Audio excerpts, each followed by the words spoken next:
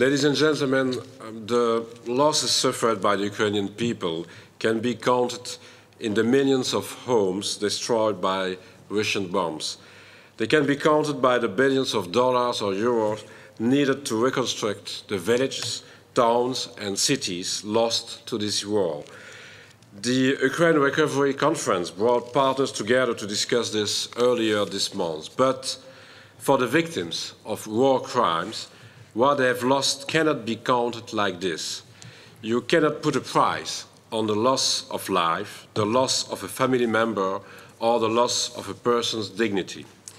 In March, the President of the Commission, the European Commission, tasked me with setting up a task force to coordinate EU efforts on sanctions enforcement, the Freeze and Seize Task Force. As Commissioner for Justice, I'm also responsible for coordinating all efforts to bring war criminals to justice. It is only with justice that we can help victims and their families. This is a gigantic task, not least because it requires the collection and storage of evidence in the midst of a war. It requires a strong, stable Ukrainian justice system, and it requires your support.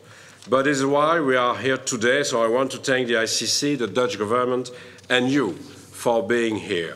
The link between accountability and peace is unbreakable. Accountability for war crimes is a part of a country's healing and reconstruction. Without this, it is impossible to move forward. We witnessed this 28 years ago when more than 800,000 people were systematically murdered in Rwanda. And we have since witnessed atrocities in Darfur, in Syria, and in Congo, for example, or in the Western Balkans. Almost 3 decades after the Rwandan genocide, despite many successful convictions, there are still suspects at large. But for every single crime, accountability is crucial. And as part of a country's healing, it is the country itself that must be in the driving seat. Almost immediately after the war broke out, Ukraine took many measures to step up its judicial response, including a web page where Ukrainian citizens could immediately report war crimes committed by Russian forces. This has encouraged Ukrainian victims, citizens and civil society organizations to report evidence and vital information. This must continue. For Ukraine's international partners, it is important to understand that the support we provide must be coordinated, but also complement the work that Ukraine is already doing to ensure accountability. With regard to the collection of evidence, I want to commend the courageous work of Prosecutor-General Irina Venediktova and her team. They are traveling to areas in which armed activities are still ongoing to document war crimes and collect evidence. As I mentioned, civil society is also very helpful here. NGOs in Ukraine have crucial experience in documenting war crimes and crimes against humanity. I want to underline that this must be done in a way which allows it to be used as evidence before a court. It is equally important that the collection of evidence does not traumatize victims further. You will be discussing this later today. In collecting and storing evidence, Ukraine has the EU's unwavering support. This is why the European Union managed to extend the mandate of Eurojust to help store evidence. Ukraine, the ICC, the EU's member states and potentially third countries can draw from this stored evidence. I call on you to add to it and make use of it.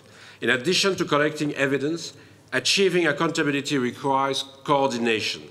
This means coordination amongst actors, but also coordination in terms of jurisdiction. Today, there are more than 20,000 investigations open on war crimes in Ukraine. 14 EU member states are investigating crimes, as well as the International Criminal Court, which has complementary jurisdiction.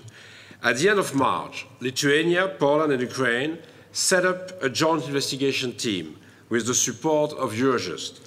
The Office of the Prosecutor of the ICC has since joined together with Estonia, Latvia and Slovakia. We hope that Europol will also join this joint investigation team, and we are working together with the US with an arrangement between Eurojust and the US for the good collaboration in the joint investigation team. I'm happy that in the midst of the tragedy, the EU could offer Ukraine the hope of becoming a member one day. It was extremely powerful to see the EU flag carried into the Ukrainian parliament.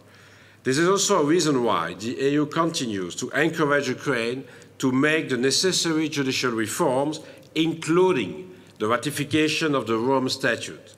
The European Commission and its rule of law experts are here to help Ukraine uphold the rule of law and protect its strong justice system that can stand on its own 2 feet.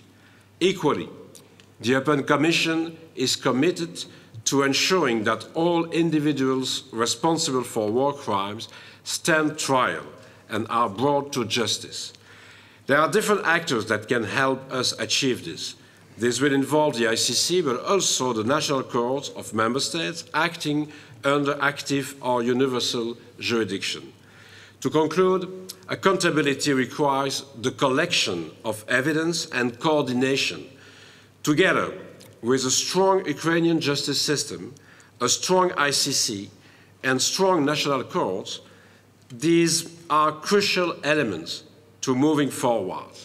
With every step we take, it is important that justice remains at the forefront of our minds. I look forward to hearing your thoughts on this today, and again, coordination, it's an important word because we have to work not only for the next months, the next years, but maybe the next decades. And we will continue to do that to bring all the perpetrators of atrocities in Ukraine to justice. Thank you.